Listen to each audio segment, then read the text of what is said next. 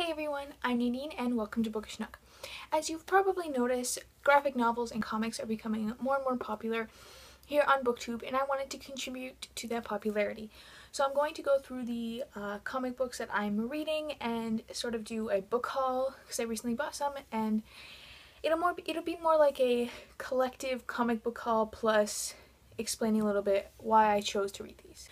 So the first comic book that I have is Alex plus Ada by Jonathan Luna and Sarah Vaughn. I bought this a while ago, and this is the first issue in the Alex plus Ada series, I guess you could call it. It follows a very futuristic world where this guy gets an android, who is this girl, Ada, and they're essentially used as companions, sex toys, etc. What I really liked about this comic is the drawings are fantastic, but it's also very futuristic.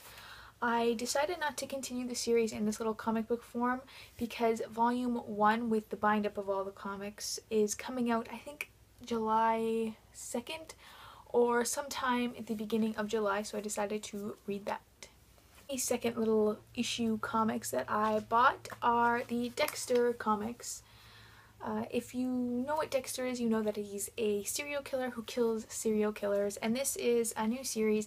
I was led to believe that it was taking place after the show, but I don't think that's the case because I just finished it. I recently bought the last one yesterday, and it was okay. What I really didn't like about these comics in particular is that there are ads throughout the comic, and it just kind of like pulls you out of the story. Here's an example.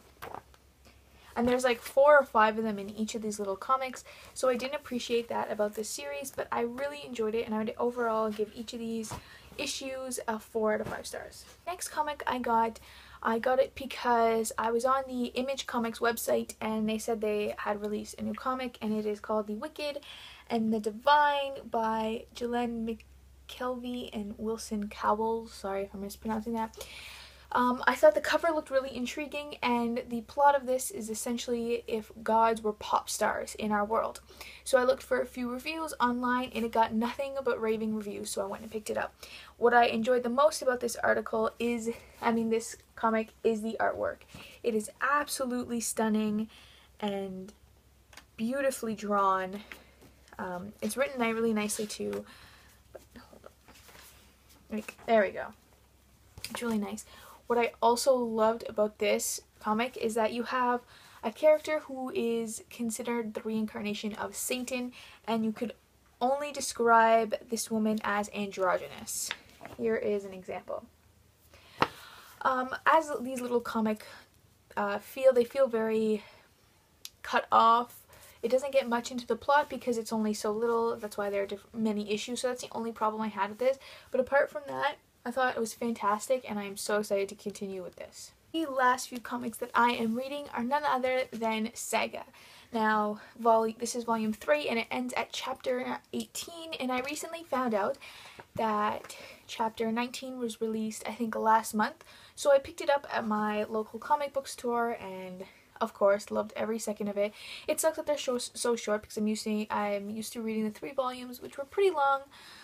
But that's okay. Chapter 19 was fantastic, just like the other books. And yesterday, chapter 20 released, so I picked that up, and I recently read that, and I would give this a 5 out of 5 stars. No doubt. It was pretty fantastic. Of course, I'm also reading the trade paperbacks of The Walking Dead. I think I am at volume 13, I think. I've been slowly reading it. They are a little bit on the expensive side. They're about $15 per trade paperback, and I go through them in like 45 minutes, so I've been like reading only one a month, but those are fantastic as well if you're looking for something zombie and you want to dive into the comic book genre. I would definitely recommend starting with The Walking Dead because it's pretty easy. Of course, as a disclaimer, all of these comics are I guess you could say rated mature. There is a lot of adult content in them, especially Sega. More in the sexual adult content, and then everything else is more of like gore and blood, and even like there's swear words and stuff, so I would definitely be wary of that if you're looking into starting any of these series. If you're currently reading any awesome comics, please let me know down below. I'm always interested in getting recommendations about different comics because I'm really new to this type of medium, so I'd love to hear other recommendations. Bye!